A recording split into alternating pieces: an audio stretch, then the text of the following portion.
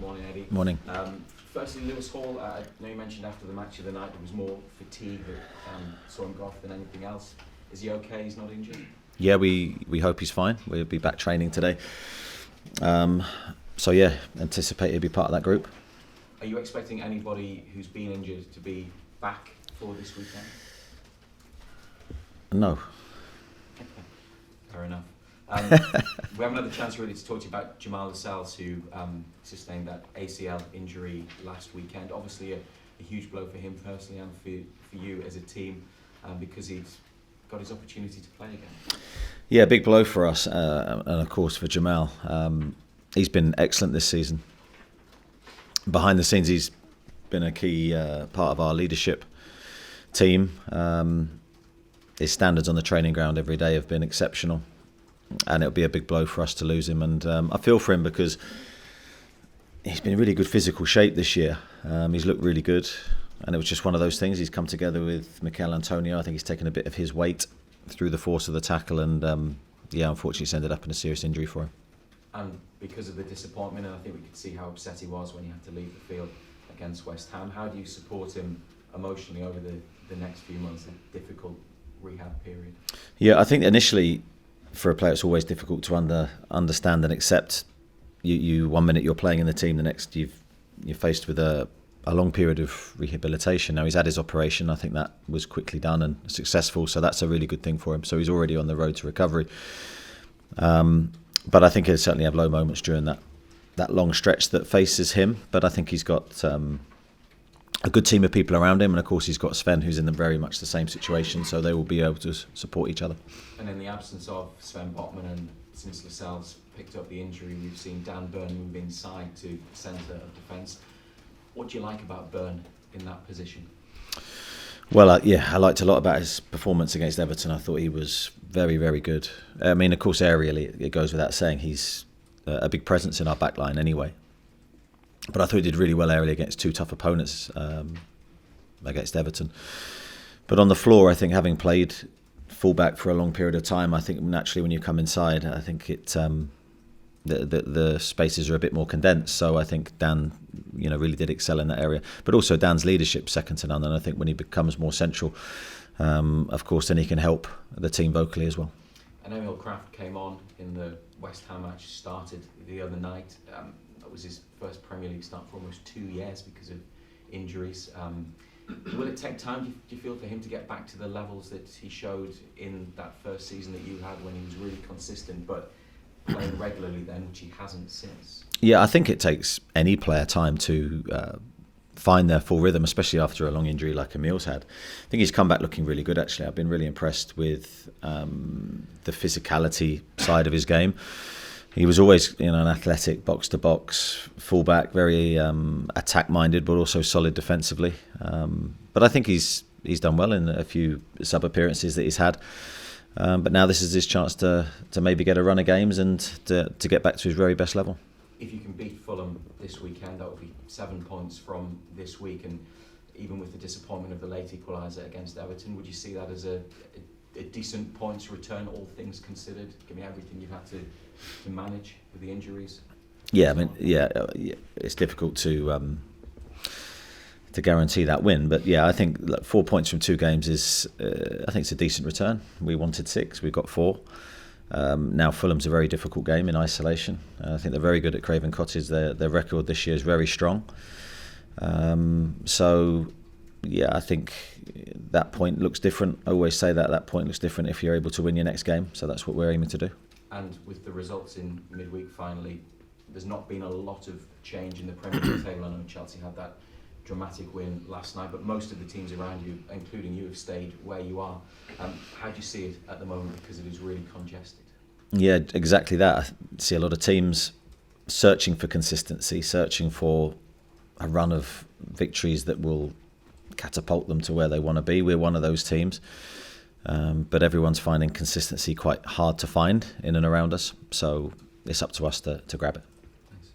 Keith, Eddie, you said the other night that both Tino and Miggy are set to face, I think, a month potentially on the sidelines. Are you able to give us a little bit more detail as to the nature of their injuries and how they are?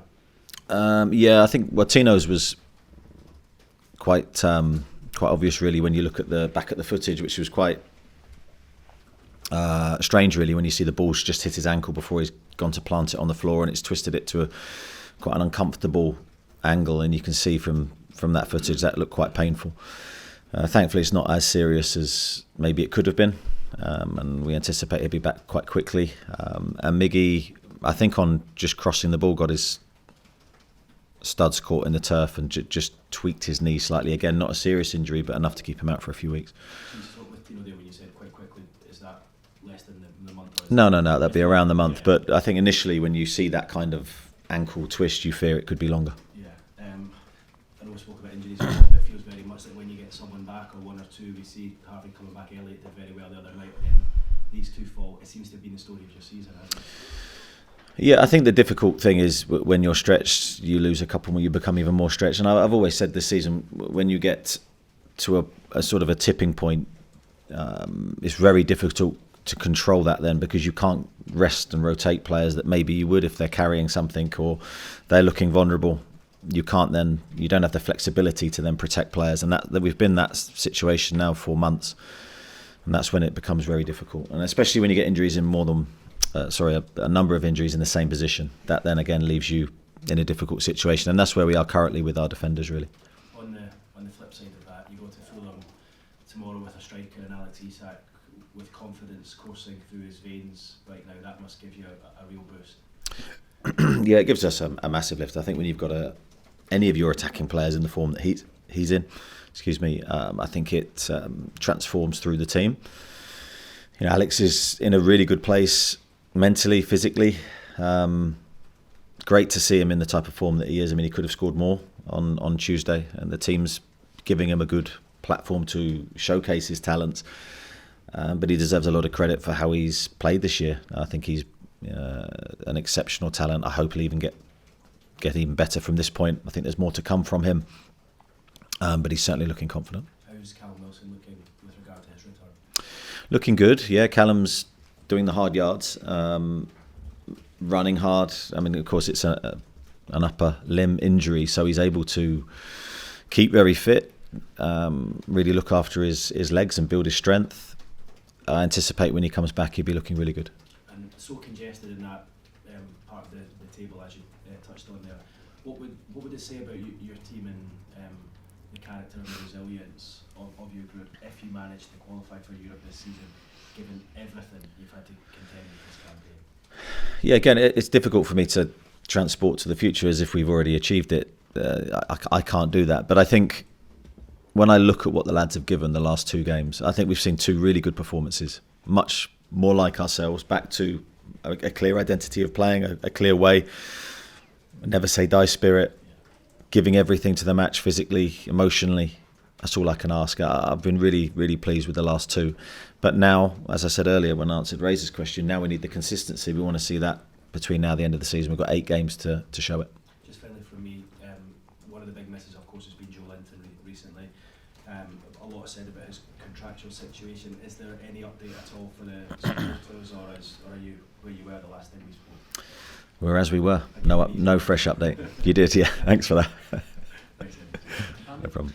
Well, Eddie, just touching upon what Keith said there, despite the disappointment of Tuesday, despite the injuries and everything, that kind of negative feeling, is it your job as a manager to kind of remind the players that despite the fact there's 11 players missing through injuries, through suspension, you guys are still well and truly in the fight for Europe, which is quite remarkable given the circumstances? Yeah, I don't think that's ever lost on me and the players. I think the players internally have been magnificent in rising to that challenge, and everything that we've faced this year, we've come out swinging, coming out giving our best in every game to try and get more points and results. I think it's sometimes the external feeling can be different to what's happening internally. I've been so impressed with the players and how they've adapted. A lot of players have grown from the challenge this year, and I think that's always the positive side of the situation when you have injuries, because it's opportunities for players that are waiting for that moment, and some of them have really grasped it. So I think the squad will look stronger, hopefully, when we get everyone back. I'm going to be really, really careful with this next question because I don't want to jinx it, but I think it was... Don't say it, whatever it is. I know, I'm already giving myself a platform there, aren't I? Bruno hasn't been booked since January the 12th. jeez. I know. How well is he doing? For a combative midfielder, that's an incredible run not to be booked. And he's only 2 games away. No comment. I can't. There's nothing I can say. Apart from the fact he's playing very well. There you go. That'll do. Anthony, we'll move on to him. I can't jinx anything to do with Anthony, hopefully. How integral has he become now in Newcastle? Obviously, he misses out on Tuesday nights and presumably straight back on Saturday, but how integral has he become? Yeah, he has. He's become an important part of what we're doing. I think you go back to the back end of last season a year ago and he would have been frustrated that he wasn't playing regularly. But he had to go through a period where he was adapting to our style. He was learning about how we play. He was learning about his teammates. And that was a valuable time for him, actually, because I think that hard moment that you go through as a player where you're desperate for whatever it is, game time or goals or assists, there's always a process you have to go through. He went through that. He did the hard yards in the summer. And he's come back and he's been, as you say, he's been integral to our team in goals and assists. But not just that, his general threat. I think you can feel it when you're playing that he is. He's always there for us physically. I think he's been absolutely exceptional. And like I said with Alex, I think there's more to come from him. I think we're seeing the early stages of his development, but I think there's a lot more. Just overall, and given where Newcastle are right now, what do you think, hypothetically speaking, of course, would be the bigger achievement for this club? Making the Champions League last season, which of course was an incredible achievement, or given everything that's happened this season on and off the pitch, qualifying for Europe this season? Again, difficult to sort of answer that question, transporting yourself as if you've already done it. I just think last season in isolation was incredible. And we got there, we got over the line, we achieved something at the start of the season we didn't expect.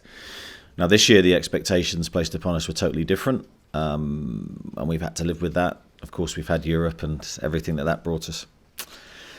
We've had a lot of challenges, a lot of roadblocks, and we've had to try and swerve around, and we're still in that period where we're battling and fighting for everything. And games like tomorrow really will dictate a lot of what's going to happen beyond. We have to find a way to be consistent in our results and consistent in our performances. Just finally from me on Fulham, how different, if different at all, aside are they to the side that you faced in the FA Cup and obviously earlier on in the season at St James? No, I don't think they've changed a dramatic amount, really. I think they've got a goal scorer in form. I think they've got a good squad of players. I think they've got an outstanding manager who's done a very, very good job. I think Fulham at home have been really strong all season. Very difficult place to play, as we found out in the FA Cup. That was a tight game, could have gone either way. And I think we know, and our experiences now tell us in the Premier League, that if we drop our levels, it will be a difficult game. But if we can find our best levels, then we have a chance of winning. Thanks, Eddie. Mark? Eddie, morning. Morning. If you did qualify for Europe, obviously it's a similar sort of situation, bodies-wise, as it were, to this year. But if you're planning for next season, will you just think we can't possibly be as unfortunate again next year in terms of how many players we need to cover for injured players? Yeah, I think certainly when you look at some of the injuries, and I've said this many times, you look at Nick Pope's injury, Callum Wilson's arm injury, Jacob Murphy dislocating his shoulder, those injuries are very rare. So there's some injuries, and Dan Burn landing on his back, there's some injuries there's nothing you can do about. You don't expect them to happen. But you have to adjust and adapt, and that is what your squad is for. And I do believe we've got a good squad, a good depth, but there is a breaking point and there's a tipping point where you lose too many players, and it becomes very difficult for you. Now, the players that have remained fit have stood up to that challenge and have played a lot of games, and I think have done outstandingly well to keep the team moving forward and getting results. But I think Sandro's suspension also, you can't predict that's going to happen before the season starts, and he was going to be an integral part of our squad. So, but that makes us stronger. All these things are character building, and I think in the long term we'd be better for it. And although a lot of these injuries, as you say, have happened in match, at the end of the season, would you perhaps do a sort of club-wide review of the injuries, and is there anything that can be done to sort of perhaps mitigate? Well, I think with injuries, there are multi-factors. And I think you'll hear every manager up and down the land saying the same thing, but it is. There's not one thing you can look at and go, well, that's the reason, that's the cause. It's so many different factors. When you look at injuries across the board, across the Premier League, are up dramatically. Now, then you'll have to look at why, and you see, well, we're playing more game time. The players are playing more games. The games are more intense. There's a whole host of factors. And then, of course, you're going to get more injuries off the back of that, first and foremost. So then you have to look at your own individual performance in terms of trying to treat the injuries, manage the injuries, get the players back on the pitch.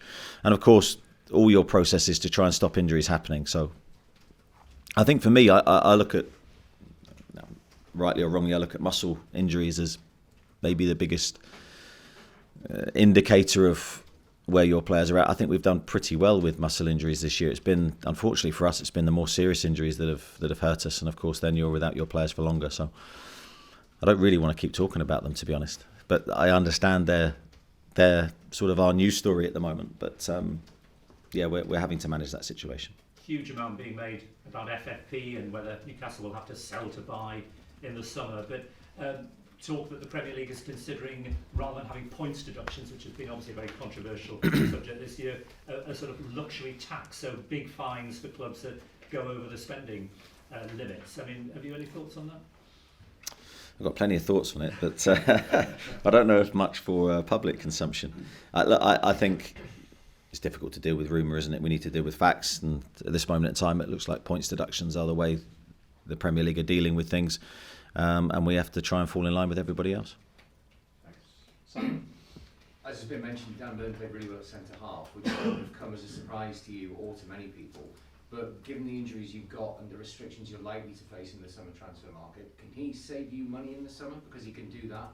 And does the club have to think in that way about what players can play in what positions next season? Yeah, it's always a balance, really. You're looking at who can fill what position. I always say that the more versatile the player, the more valuable he is. We need, and we have needed this season, players that can play multiple positions, because you never know what's going to happen through the season, what players you're going to potentially lose. So players like Dan that can dovetail and play different positions are absolutely vital for us.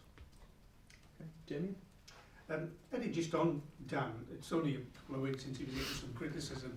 How difficult was that for him psychologically, and how has he come through that? Yeah, difficult for me to sort of comment on his behalf, but I think it's difficult for any player if they're getting criticism, and I'm sure the players will not hide away from it, know the processes they need to do to sort of stay away from it for their own feeling and their own psychology. Sometimes there's no amount of, when you get your processes right, you still hear things, you have to absorb it. And then you need the mental strength to cope with that and then come back and deliver good performances. I think Dan is as mentally strong a player as I've seen. He's very robust, he's experienced, he's a leader. And I'm really, really pleased, because for me, we should be celebrating players like Dan. We should be saying how good he is and how well he's done for this football club. And I genuinely believe that with every fibre that I have, that he's been incredible. You can't guarantee your players will play well every week, but what you can ask is that they give you their all and they commit to everything you ask them to do, and they give their best for the football club, and Dan's certainly in that bracket. And just on Alex, obviously his form at the moment has led to speculation about his future. Do you fear that because of the perception, rightly or wrongly, that you need to sell to meet FFP restrictions, do you fear as someone of having to fend off approaches for your players, your big players? I don't fear that. I mean, I think that's, in some senses, that's what you want, because that means your players are playing at a level that everyone appreciates. And I want my players all of them to be playing above what they think they're capable of being. So, no, I don't think fear is the right word. I want Alex to keep scoring goals. I want him to keep being in the headlines. I'm sure he wants the same thing, but we want to keep him long term.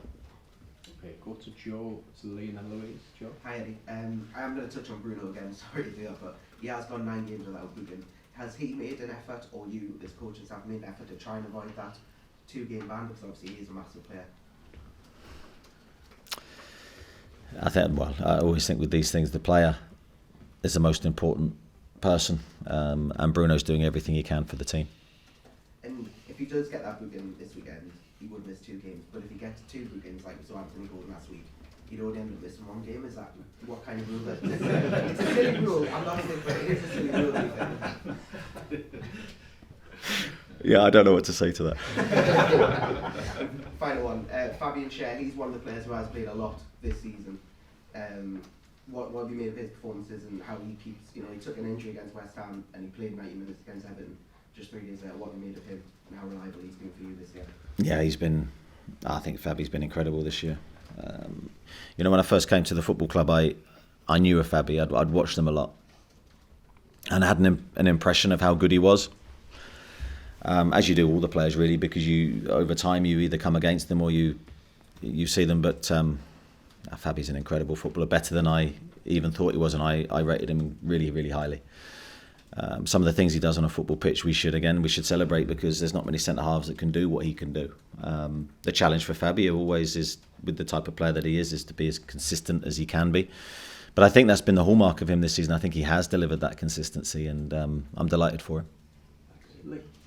And you just sort of looking beyond injuries, what obviously we've come down the table a little bit this season, what have you sort of sat and thought what else might have contributed to that, maybe expectation or the shock of the extra games or just the whole different preparation? Have you looked at any other possible reasons why we moved 4 places down the table? Again, it's multi factors for me. I also think you have to look at the other teams in the Premier League now. I think a lot of the teams have improved and will continue to improve, and for us, we have to keep pace with that. We have to continue to improve, and that is very, very difficult to do with everything that you're faced with. But yeah, look, we set our expectations really high, so we're desperate to keep growing. But there's no guarantee that'll happen, and that's why you have to get all your processes right in between seasons, and we have to keep getting our recruitment right. And you mentioned there that other teams have kind of got better. I mean, you can't stand still, so does that point to a positive summer in the transfer market, or you just similar to where you were in January? Well, there's a lot that's going to happen this summer. It's going to be, I think, for football in general, it's going to be an interesting summer. Now, January was very, very quiet by January standards, I think, for all the reasons that we've explained in previous press conferences. So what does that do to the summer window? It's sort of unknown at the moment. We'll be in a bracket with a lot of teams where, we're going to, or I'm going to, of course, and everyone connected with Newcastle is going to want to try and improve the squad and see if we can come back stronger next year. But it'll be an interesting summer. And just finally, on sort of individuals, I mean, without putting names into it, there's been a lot of kind of individual criticisms creeping back in on social media. You're sitting there now, do you believe every player's doing exactly what you're asking them to do, and you're completely satisfied with that, and they don't need to worry about what anyone else is saying?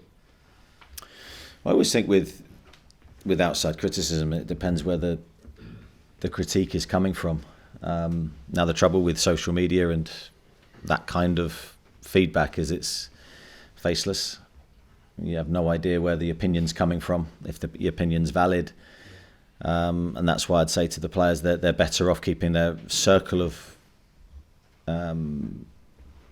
friends very, very small, and listen to the people that they really trust and believe in. And that way, I think you'll get honest feedback, and you get the type of feedback that you need. Because if you open yourself up to too many opinions, with all due respect, a lot of people would not have the intellect to give a proper assessment. Louise? Hi Eddie, now we're talking a lot about injuries and also PSR FFP, and this kind of links. 3 days after the season finishes, you fly off to Melbourne on this kind of jaunt to Australia. I mean, were you unhappy about this? Did you argue against it? I mean, clearly it's bringing commercial revenue into the club and raising the profile internationally, etc., like broker more deals. But when the players are clearly fairly knackered at the end of the season, is it really what you need?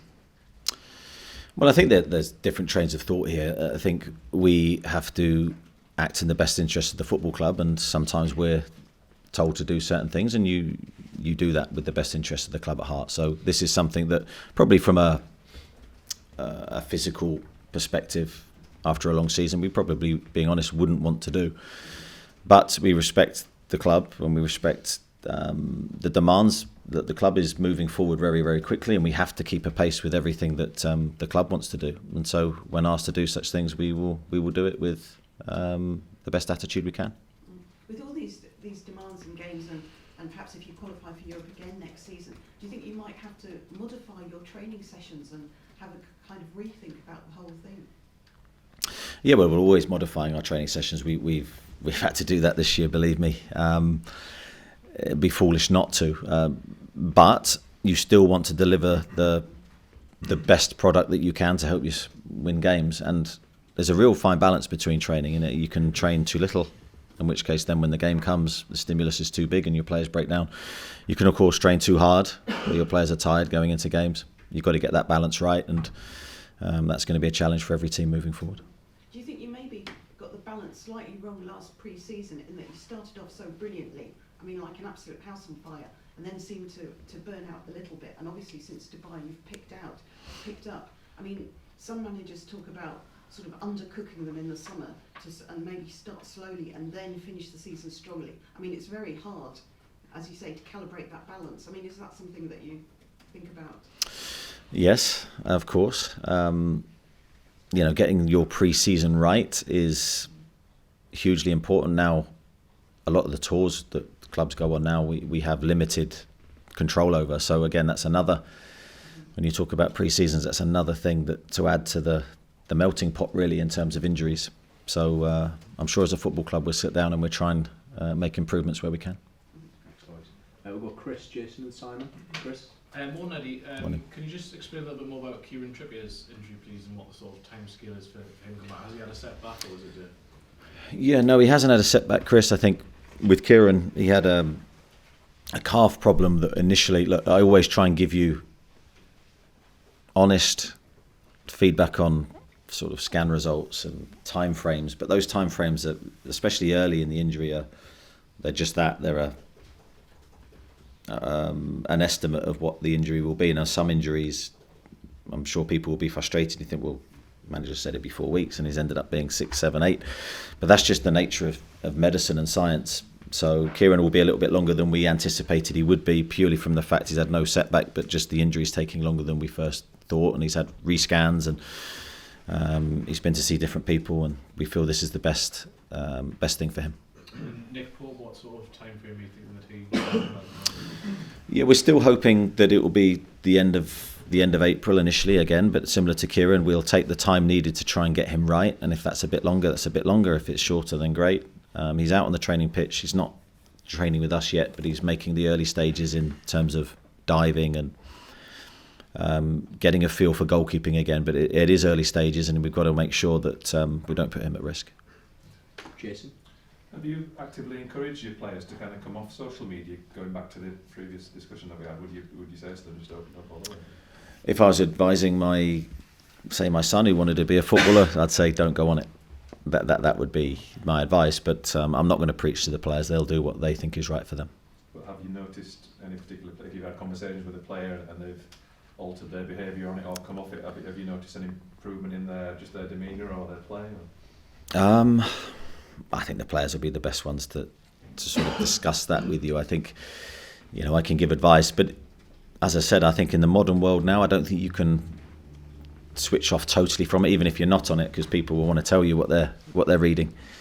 Even if it's sometimes negative, people with the right intentions can then give you an opinion from someone somewhere, and it can affect you. So I think you're better, as I said earlier, repeating myself, but I think you're better off keeping your circle really tight and just value the opinions of people that you trust. Simon? Hi. You've been pretty firm this week on Isaac's future and definitive about wanting to keep him. Bruno Guimaraes is your other big prize asset. Can you guarantee also that he's the player that you want to keep? Isaac's a bit different because it's very hard to come across the centre forward like that. With Bruno, PSG have been linked this week as well as the agent's been there. Can you give us any assurances or ambitions for him? Yeah, let me tell you, players like Bruno, I think I've said this before, they're not around every corner. They're very, very rare. Bruno should be appreciated for everything that he brings. My intention would be to keep Bruno at the football club for as long as we possibly can. I can never make guarantees though, because that would be absolutely foolish of me, because I've been in football long enough to know you never know what's going to happen tomorrow. But he's an integral part of our team, and he's playing really well at the moment. Will you know that Newcastle are truly sort of top 6, top 7 contenders when you can fend off interest for that kind of player when they could go somewhere else and potentially double their wages? That's the position the club needs to be in the next couple of years. Yeah, I mean, of course, ideally, but if a player can double his wages at another club, I think you're in already a difficult position. So you've just created a scenario, and I'm giving you the truth and reality. So who knows what the future holds? But I think what we have to do, and our part in this, is to try and make the players feel at home, feel happy, develop them, develop their careers, develop their talents, and hopefully that's enough to keep them here for a long time. Okay, we'll go to Jordan and then Dominic. Just on the PSR rules, what is your understanding of the club situation this summer, and will you have to sell a player this summer in order to maximise your budget? I'm not sure that's for public consumption, so I think that's better for us to keep behind closed doors. Just back to the pitch then, you spoke about consistency earlier in the press conference. Newcastle haven't won back-to-back games since early December. What do you put that down to, and does that need to change in order to qualify for Europe this season? Yeah, I'd agree with that. I think when you look back to last season and early season form for us, we were very consistent. We were winning groups of games regularly, going on runs of 3 or 4 or 5 victories, and that transforms your season when you're able to do that. We haven't done that lately, and that's been a concern for us. That's been a frustration for us. I know the frustration for the players as well. We can't seem to just build that solid momentum, but I think a lot of that's down to the reasons we've already discussed. Okay, Kieran and then Oscar. With the current financial rules, do you think it's right that an upwardly mobile club like yourself can be seen as vulnerable, that you're seeing your best players repeatedly linked with moves away? Yeah, I mean, I don't know. I mean, seeing players linked with other clubs, that doesn't mean anything. We've got to continue to grow the club in lots of different ways. Going back to the earlier question of post-season tours, this is a way for us to try and generate money to help the club long term. So that's really key in this, and keeping our best players is trying to grow our income. And I know how unpredictable the market is. Do you have an idea in your head what you want in the summer? Yes, it's going to be a difficult summer to not say what positions we want to improve, because I would have my idea on where I want to take the team, but there's a lot of unknown factors going into the summer, so it's going to be quite difficult to prepare for what's going to happen. How much easier is it going to be to keep hold of your best players we're speaking about if you qualify for the Europa League?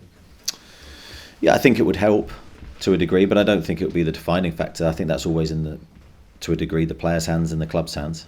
But Europe would certainly help. Because most would argue Bruno, he's the Champions League players now. I mean, is Conference League, the Europa League, is that going to be enough to convince them that this is the right place to spend what are their prime years?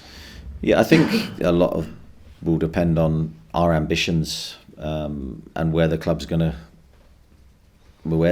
go in the foreseeable future. I don't think one season necessarily dictates that, but I think it's the general feeling of where the club's going to go. Well, as in this summer, do they need convincing maybe? No, I'm not saying that. I'm saying that we need to, as a football club, continue to push forward, which I know is the intention of everybody. But you set your ambitions not just in terms of talking, but in actions. And so we need to show to them that we're a club moving forward. Just lastly, on the trip to Australia, I know you've spoken about it, but did you want to go? I don't think it's something that, being honest, in my position, that you're saying I want to go. But I understand the club's position, and we will back it if the club say that's it, we're going, and I'm in 100% with everybody else. Cool, thank you. Dominic, finish. Given all the setbacks we've talked about, how was this season compared to your most difficult and challenging as a manager? I think every situation's different. I don't think it's easy to compare situations. I'm lucky really to have been in a lot of I'm laughing, a lot of difficult situations, but I think that's, in some senses, that's great, because it's great for your learning, it's great for your experiences. I feel I condensed a lot into my short management career that will help me now in this period, and you're always adding knowledge, you're always adding things that you think can help you, and this season's been challenging, but That's part of management. No season's easy. You've been linked with a few goalkeepers in the last couple of weeks. Is that an area that might need attention this summer? I've got no idea with the players we're being linked with. Lee does run a few names by me, and some of them I don't even know, so I wouldn't read too much into that.